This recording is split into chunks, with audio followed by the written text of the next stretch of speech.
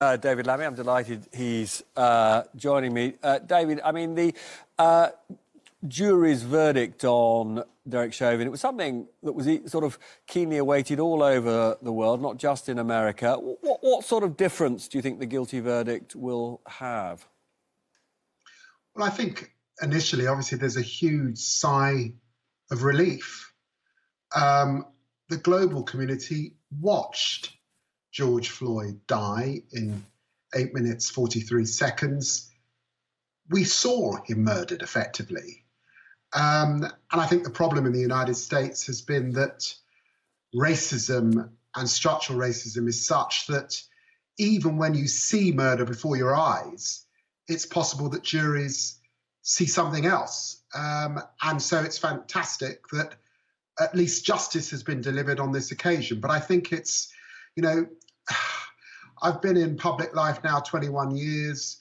There have been these watershed moments before. The election of Barack Obama was described as a watershed moment. Before that, you could describe the Kennedy-Lyndon Johnson period and civil rights as a watershed moment. And we've never quite seen it. So, look, there's a lot more that's got to happen. Clearly, with Joe Biden in the White House and the decisions he's made, the 4 executive orders he's made on race, his determination to bring a George Floyd Policing Act, his movement on voting rights, all of that delivers the action that I think America needs to see. Now, it is rare for the police to kill anyone on the streets here, although actually in the borough I used to live, Haringey, I think you may still live, I'm not sure. We have seen some really sort of scandalous events over many years. Is what's happened in America relevant to the UK? Look, of course it's relevant. Our police officers do not routinely carry guns. We haven't got anywhere near, no country in the world has got the gun problem that the United States has. But here in Europe, whether you're in the UK or whether you're in France or Italy, it is still the case that if you are a black man, you are more likely to get stopped and searched. We've got a huge problem at the moment in the UK where in our juvenile prisons, 51% of young people come from a black, Asian or minority ethnic background.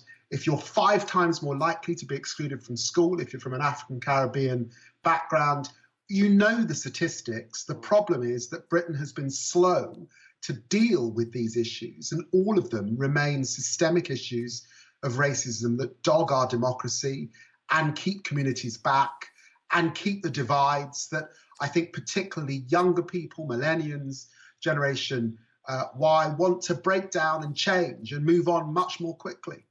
And, I mean, you've said that our Prime Minister, Boris Johnson, should learn from Joe Biden. What in particular? Well, look, I think it's a tragedy that the consensus that was being reached under David Cameron, who asked me to lead a review into disproportionality of black, Asian and minority ethnic people in the criminal justice system. Theresa May created the racial disparity audit and wanted to understand the issues of systemic problems that existed in our country. Boris Johnson's turned his back on all of that. He's doubling down. He's playing out of the Trump playbook. And I'm afraid the Commission report, some of the language coming from government ministers, I mean, it sets this country back, not 10 years, but it takes us back to the 1950s, frankly. It's deeply, deeply depressing. It's divisive. It makes race a sort of culture issue and a plaything. And it means that black communities feel very beleaguered, very tired. And what they're talking about is being gaslit, which is really sort of mental health. You know, we know that these issues exist. Let's get on and deal with them. Let's implement reviews like the one that I was asked to do in full and move beyond that. Let's not play around with people's lives in the way that we're seeing from this government. It's shameful. It's shameful. And unfortunately, as the United States moves forward on these issues, Britain is moving backward. But the Government Commission report that you refer to doesn't deny that there is racism. It does contain proposals to deal with in some instances of racial inequality. Aren't you, in a sense, engaging in a sort of culture war by taking, in particular, some of the phrases that many people say were inappropriate about finding another story for slavery, and then sort of, in a sense, weaponising that so that we don't have a constructive debate? Well, Robert, I know is the answer to that, and it's so depressing, frankly, that we have to talk in these terms. I was asked by David Cameron to lead a review. I set about that job for 2 years. I created an advisory board that was cross-party. The current candidate for the Conservative Party for Mayor of London was on the advisory board, for example, as was Keir Starmer, who had then just begun his life as a Member of Parliament. It was a cross-party group. I delivered a report that every single side of the House felt they could get behind.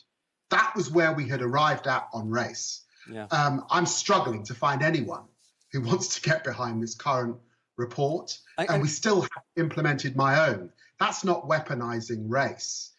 It's very hard to represent a community like the one I represent with all of the issues that still exist, and then to be getting into a silly ding-dong about who's right and who's wrong, when we all know that there's some deep politics going on in Number 10, and this is a very low, it's a low moment. Yeah. And unfortunately, it's a very regressive moment for the Conservative Party that was turning a corner on these issues. Now, frustrating, we're almost out of time. Can I just ask you one final question? Your colleague Dawn Butler referred to the concept of racial gatekeepers, people of colour at the top of institutions who legitimise institutional racism. Do you understand why the Conservative Minister, Kemi Badenoch, reacted so angrily when Dawn simply raised the concept? Not really. I think Kemi Badenoch has behaved extraordinarily badly at the dispatch box. I've not commented on that behaviour in the past. Look, I'm afraid we've got to be honest. Here, sometimes in Europe, we've got an amnesia about our past, and that colonial past is very, very painful for all people from communities like my own. And I'm afraid there's a hangover, isn't there, of that past if you don't fully look at it and stare it in the face. Tomorrow the government will be apologising for decisions that were made after the First World War, not to commemorate African soldiers in the way that white soldiers who died for this country in the First World War were commemorated. Those are issues of systemic racism that Kemi Badenoch continues to deny. And I'm afraid if you look at that history, that colonial history, there are gatekeepers.